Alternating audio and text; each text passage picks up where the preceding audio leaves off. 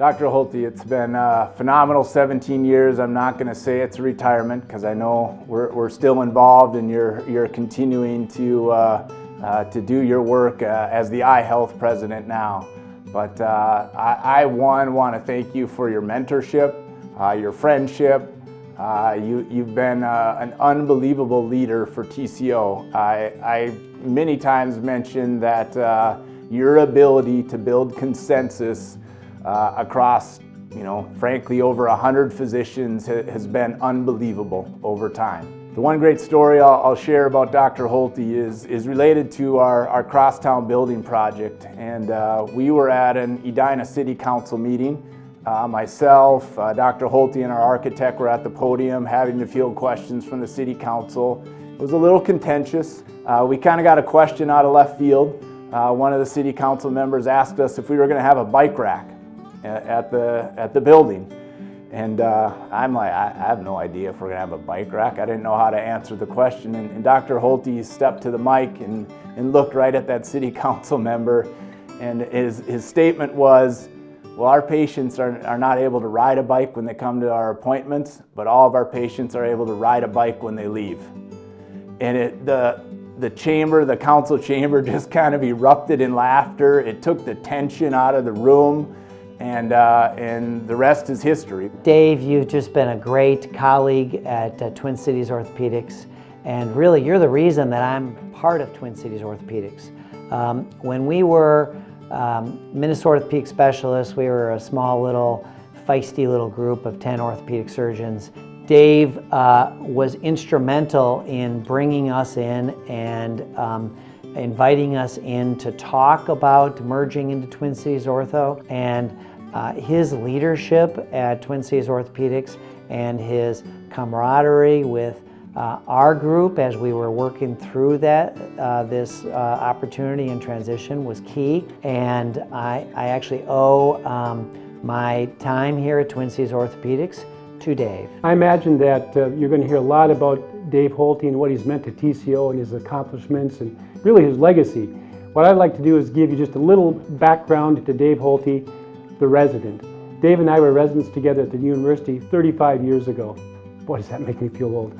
That's older than some of our partners. Anyway, Dave, not surprising, was an outstanding resident. He was smart, he was helpful, he was good to his patients, he was incredibly organized, if you can believe that. But apart from the really buttoned down, really intelligent Dave Holte that we all know, there were some parts of him that were kind of surprising. And among them, he really kind of liked the fine arts. That includes music and film as well as dance. And when we were residents, he combined them into a little montage that actually was quite surprising. And it came from that 1980 cinema classic, Caddyshack. And Dave had the opening scene, that gopher dance, down cold. And it really was something that we were just so surprised about. He was so good at it, and he really liked doing it. It's really kind of a shame that camera phones didn't exist back then, because I was afraid that, that was be lost forever. But when I was invited to talk about Dave, I was doing a little research on the web, and I fell into the dark web, and I got to this site, www.thingsyouhoped-you-would-never-ever-see-again.com, and I actually found a video of Dave and his dance. Take a look.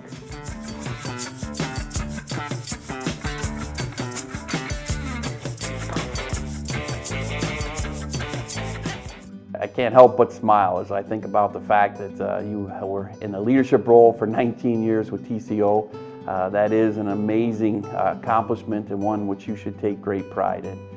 I think about where you started with TCO and where you ended up, and I think one of the greatest compliments that you can give any leader is the fact that you took that organization from, I would say, a reasonable size to an unbelievable, one of the largest orthopedic groups in the country. And so I think you left that organization better than what you found it. When I was in the Navy and he knew I was coming back to town, he called me, and he actually called me kind of incessantly, like every night, and it was giving me all the pros and cons of working for TCO. There weren't many cons, at that time it was called Orthopedic Consultants, and he just basically convinced me that that would be the place for me to work, and I figured if it's a good enough place for Dave Holte, it's a good enough place for me. You've put your heart and your soul into the organization as president. You're an amazing guy. You've done a job as president that I don't know that anyone could have done in your time. You are a born mediator, a born consensus builder, and that's what our group really needed. We went through some difficult times, and you always were very right on with your assessments, extremely thoughtful about everything you did. And there were times where I believe you truly saved our group. The first impression I had with Dave is that he was incredibly presumptuous. I'd been on the board for a long time. We were a large group when I joined, an 11-man group, which was unheard of at the time in 1977. And we'd been through some tumultuous times, but Dave's name came up. I think he was in England at the time training, and he wanted a loan. I said, well, we're not in the loan business. If he wants a loan, he goes to a bank. And this is when we were in a discussion of hiring Dave. And of course, he got the loan, and I got called down on my position on it, on the board. But anyway, it was wonderful. And of course, Dave is the least presumptuous guy in the world. And so my first impression was very wrong concerning Dave Holte. He's excessively calm. I think that most people who work with him, or most people in the OR always said to me, like, he never gets angry. But he does get angry, you just don't see it, you feel it. And there was one time when we were working on a case, and all of a sudden he just ripped his headlight off and stormed out of the room, and everyone was kind of in shock and asking me, like, well, where did he go? What happened? What's going on? And I'm like, well, I don't know, he didn't say anything to me. And then when he came back, he had 2 white powdered sugar handprints on his butt. And I just said, how was your donut? And he was like, what are you talking about? How do you know I had a donut? And I'm like, you wiped your hands on yourself. But he was always extremely calm and extremely patient with everybody, including me and our nurse and our patients and his family. And I think that that made him a really great mentor and president of TCO. Dr. Holte, just want to congratulate you on leaving TCO and moving on to iHealth. You know, we're going to miss you at TCO. The leadership over the years has been amazing. We really have enjoyed getting to spend time at the board meetings and other activities. Look forward to the next challenge that you have in front of you, and hope to see you around at many of our events. I didn't think my back would ever be normal again. I didn't think I'd be able to do the things I want to do again. I didn't think to be able to play golf. I didn't think to be able to lift my kids, things like that, basic things you want to do every day. And after that first surgery, you assured me that I'd be doing those things again. It took us a few more times to get to the bottom of what we needed to do. You fixed it. I have been pretty much 100% with my back for the last 20 years. And I owe that to you, and I owe you a debt of gratitude and a great, great deal of appreciation from myself to you. I think it was in 1991. You were chief resident of Hennepin County. I was G4. I remember that I think I learned a lot from you, but what I mostly learned from you was how to do a chiropractic adjustment. And that's because I had to adjust your back about every 2 weeks. It actually worked quite well. I remember you were kind of all hunched over, and we would do it, and I'd hear this big pop, and then you'd be fine.